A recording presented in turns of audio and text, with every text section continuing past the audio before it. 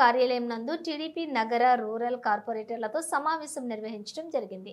ఈ రోజు జరిగే డిప్యూటీ మేయర్ ఎన్నికల సందర్భంగా 48వ డివిజన్ కార్పొరేటర్ సయ్యద్ తహసీన్ పేరు ప్రతిపాదించాలని నిర్ణయం తీసుకున్నారు.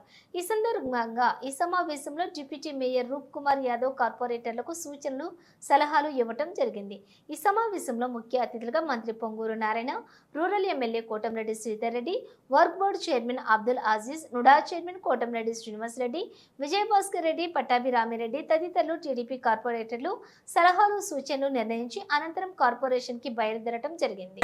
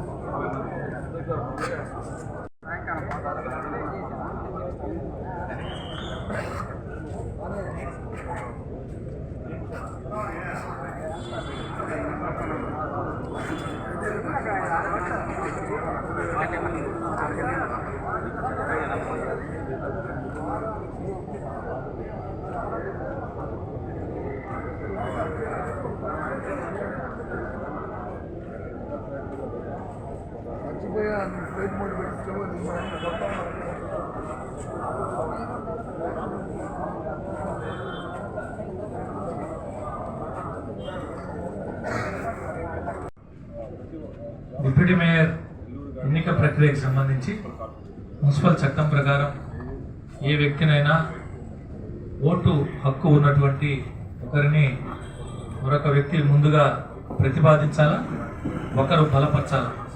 తర్వాత ఎన్నికల రిటర్నింగ్ అధికారి వారికి ఎంతమంది మద్దతు తెలుపుతారు అడుగుతారు. అందరూ కూడా చేతులు ఎత్తాలి, చేతులు కౌంట్ చేస్తారు. సో ఈరోజు మన శాసనసభ్యులు గారు చెప్పినట్టు మంత్రి గారి సూచన మేరకు సయ్యద్ తహసీన్ ఇంతియాజ్ ఈరోజు మన డిప్యూటీ మేయర్ అభ్యర్థిగా ప్రతిపాదించబడింది. ఎన్నిక ప్రక్రియ మొదలైన తర్వాత మొట్టమొదటగా కరణం మంజుల గారు లేచి ప్రతిపాదిస్తారు. సయ్యద్ తహసీన్ ఇంతియాజ్ గారిని డిప్యూటీ మేయర్ అభ్యర్థిగా నేను ప్రతిపాదన చేయుచున్నాను అని చెప్పి కరణం మంజుల గారు ప్రతిపాదిస్తారు. కరణం మంజుల గారు చేసినటువంటి ప్రతిపాదనకి మరొక కార్పొరేటర్ అయినటువంటి కట్టం ప్రతాప్ రెడ్డి గారు లేచి సయ్యద్ తహసీన్ ఇంతియాజ్ని నేను బలపరుస్తున్నాను అని చెప్పి వారు చెప్తారు. వారు చెప్పిన పిదప ఎన్నికల అధికారి గారి సూచన మేరకు మనం అందరం సయ్యద్ తహసీన్ ఇంతియాజ్కి చేతులు ఎత్తి ఈ విధంగా మన ఓటు సయ్యద్ తహసీన్ ఇంతియాజ్ గారికి వేస్తే అవన్నీ కూడా వారు చెప్పిన తర్వాత ఎన్నికల అధికారి క్లియర్ కట్ మనకి ఎన్నికల అధికారిగా జాయింట్ కలెక్టర్ గారిని ఎన్నికల కమిషన్ నియమించింది. వారి సూచన మేరకు మనం నడుచుకొని ఇది ఎన్నికల ప్రక్రియ. అక్కడికి పోయిన తర్వాత మనకి చిన్న అనుమానాలు లేకుండా ఎన్నికల ప్రక్రియ ఎలా ఉంటుంది అనేది మీ అందరికీ తెలియపరచడం జరిగింది. అయిపోయిన తర్వాత ఎన్నికల ప్రక్రియ ముగిసిన వెంటనే డిప్యూటీ మేయర్గా సయ్యద్ తహసీన్ ఇంతియాజ్ ఎన్నిక కాబడిన వెంటనే కార్యక్రమం ముగిసిన తర్వాత మనం శాసనసభ్యులందరం కలిసి కార్యక్రమం ముగిసిన తర్వాత బయలుదేరి వస్తాం. ఇది ఎన్నికల ప్రక్రియ. ఇంతియాజ్ గారు అమ్మాయి పోటీ చేస్తుంది. అంటే చేసేదే ఉందిలే, ఆల్రెడీ గెలిచినట్టే. ముందుగా అడ్వాన్స్ కంగ్రాచులేషన్ తెలియజేస్తున్నా. మరి దీనికంతా కూడా కృషి చేసినటువంటి మంత్రి గారు, మా రూరల్ శాసనసభ్యులు, జిల్లా అధ్యక్షులు అజీజ్ గారికి ప్రత్యేక ధన్యవాదాలు తెలియజేస్తూ, ఈ గెలుపు మరో 25 సంవత్సరాలు తెలుగుదేశం పార్టీకి తిరుగులేదని మీరు నిరూపిస్తారని కూడా నేను తెలియజేస్తా ఉన్నా. తెలుగుదేశం పార్టీకి ఎదురు లేదు, తిరుగులేదు, పోటీ లేదు. ఒకే పార్టీ ఈ రాష్ట్రంలో ఉంటుంది. ఈ కార్యక్రమానికి ఉదయాన్నే టిఫిన్కి రమ్మని నన్ను ఆహ్వానించినటువంటి నా తమ్ముడు కోటమిరెడ్డి సీతారెడ్డి గారికి ప్రత్యేక ధన్యవాదాలు తెలుపుతూ సెలవు తీసుకుంటున్నాను. నమస్కారం. విషయమే నేను యాక్చువల్గా ముందుగా శాసనసభ్యులు శ్రీధరెడ్డి గారితో నేను మాట్లాడడం జరిగింది. ఎందుకంటే 43వ డివిజన్లో ముందు వ్యక్తి ముస్లిం కాబట్టి ముస్లిం వ్యక్తిని పెడతామని, అది కూడా అంటే నేను యాక్చువల్గా సిటీలో ఉన్న కార్పొరేట్గా మాట్లాడాను. ఏంటంటే 43వ డివిజన్లో ఉన్న కార్పొరేటర్ ఫస్ట్ గారు పెడతామని యాక్చువల్గా చెప్పడం, వారు కూడా వెంటనే దాన్ని యాక్సెప్ట్ చేశారు. దానికి ప్రత్యేకంగా వారికి ధన్యవాదాలు ఫస్ట్ తెలియజేస్తున్నాను.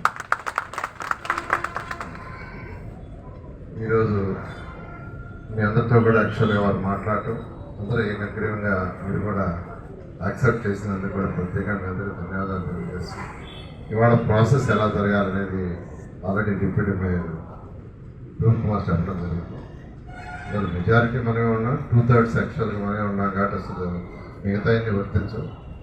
అందువల్ల ఇవాళ ఈ కార్యక్రమాన్ని అందరూ స్మూత్గా కంప్లీట్ చేయాల్సింది నేను అందరినీ రిక్వెస్ట్ చేస్తాను. Thank you. అమ్మా ముందుగా కొత్త అదేదన్నా మీకు చెప్పేస్తామంటే చెప్పండి, లేదంటే కాగితున్నాను. ఈ యొక్క డిప్యూటీ మేయర్ ఎన్నికలు అందరికి తెలుసు, 40 మంది మీరందరూ తెలుగుదేశం పైన నమ్మకం పెట్టుకొని రాజకీయం కానీ ఒక సుదీర్ఘ జర్నీ దాంట్లో ఒక మలుపు తీసుకున్నారు మీరు. తప్పకుండా ఈ మలుపు మీ జీవితానికి మంచి పేరు తీసుకొస్తుందని కానీ నేను నమ్ముతున్నాను. మరి ఈరోజు జరిగే ఎన్నికలు ఒక ముస్లిం మైనార్టీ అమ్మాయిని పెట్టాలని పార్టీ అధిష్టానం నిర్ణయం తీసుకోవడం, మంత్రి గారు చెప్పడం, శ్రీధర్ రెడ్డి గారు దాన్ని ఆమోదించడం నిజంగా సంతోషకరంగా ఉంది. మరి ఎవరికో ఒకరికి ఇవ్వాలి కాబట్టి ఇస్తున్నాం. మీరందరూ అర్హులే దానికి. డిప్యూటీ మేయర్కి స్పెషల్ కేటగిరీ ఏం కాదు, మీలో ఒకరు, మీరందరూ దానికి అర్హులే. అని ఇప్పుడు ఉండే పరిస్థితులను బట్టి దీన్ని తీసుకుని ఎవరు దాని గురించి చిన్న మనసు చేసుకోవాల్సిన అవసరం లేదు. ఇంకోటి ఏదైతే విప్ అని ఈ మధ్యకాలంలో ఇందాక కానీ మాట్లాడుకుంటున్నాం, ఈ విప్ అనేది చరిత్రలో ఎప్పుడు కానీ కార్పొరేషన్లో డిస్క్వాలిఫికేషన్ అయింది లేదు. ఎవరు దేని గురించి అధైర్యపడాల్సిన అవసరం లేదు. మీరందరూ 2/3 పైన మీరు చీలికై విలీనం అవుతున్నారు టీడీపీలో. కాబట్టి ఎవరు దాని గురించి ఆలోచించాల్సిన అవసరం లేదు. దానికి కావాల్సిన మంచి చెడ్లన్నీ, దానికి కావాల్సిన లీగల్ మొత్తం మేము చూసుకుంటున్నాం పార్టీ నుంచి. ఇది ప్రశాంతంగా చేసుకొని రండి. మెజారిటీ మీరే ఉండేది, బహుశా వాళ్ళు ఉండకపోవచ్చు, కానీ మీరందరూ పోయిన తర్వాత జాగ్రత్త దీన్ని సక్సెస్ఫుల్గా చేసుకురావాలని నేను అందరూ సెలవు తీసుకున్నాను. తెలుగుదేశం పార్టీ మరో రాష్ట్ర కార్యదర్శి జెన్నీ రోణ వచ్చున్నారమ్మా. డిప్యూటీ మేయర్గా తహసీల్ ఏదైతే నెల్లూరు సిటీ మేజర్ కార్పొరేటర్ని మంత్రి కొమ్మూరు నారాయణ గారు అందరితో కూడా చర్చించి నిర్ణయం తీసుకున్నారు. మనం అందరం కూడా తహసీల్కి మద్దతు పలకాల. సిటీ మేజర్ కార్పొరేటర్లు అందరూ నారాయణ సార్ గారికి పరిచయం కాబట్టి ఒకసారి రూరల్ కార్పొరేటర్ని పరిచయం చేస్తారు. 1వ డివిజన్ నాగరాజ్, 2వ డివిజన్ రామ్మోహన్ యాదవ్, 17వ డివిజన్ ఏనాటి సుధాకర్, 18 అశోక్ నాయుడు, 19 జ్యోతి ప్రియ, 20 చేజర్ల మహేష్, 22 మూల విజయభాస్కర్ రెడ్డి, 23 ఒరిస్సా శ్రీనివాసరెడ్డి, 24 అరవ శాంతి, 25 బద్దెపూడి గిరి, 26 సుప్రజ, 27 మురారి, 28 చెక్కసాయి అహల్య, అదేవిధంగా 31 బత్తల మంజుల, 32 అవినాష్, 33 కర్ణం మంజుల, 34 రియాజ్ మిస్సెస్, అదేవిధంగా 35 నా యాకశేరి ప్రశాంతి, యాకశేరి వాషర్ సాలికల్, 36 పిండి శాంతిశ్రీ, 41 కువాకల్లు విజయలక్ష్మి. సిటీ కార్పొరేటర్లు మీకు అందరికీ పరిచయం సార్.